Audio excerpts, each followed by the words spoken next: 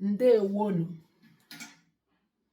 Ihe anyị ga-amụ n'ụbọchị taa bụ erimeri dị iche iche nke anyị nwere n'ala Igbo. Anyị ga-ebido na ji,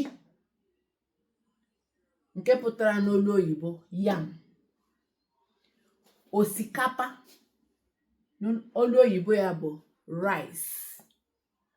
Agwa, nke ha eji mara ya bụ beans. Ofe egusi, that is a soup made out of the melon seed. Ofe onugbu, that is bitter leaf soup.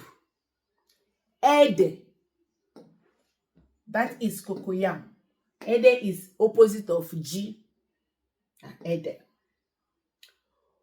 Ona, most people don't know this. It is called three-leaved yam.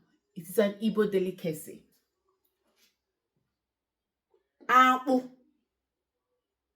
it is a swallow which we use to eat any ofe in Igbo land.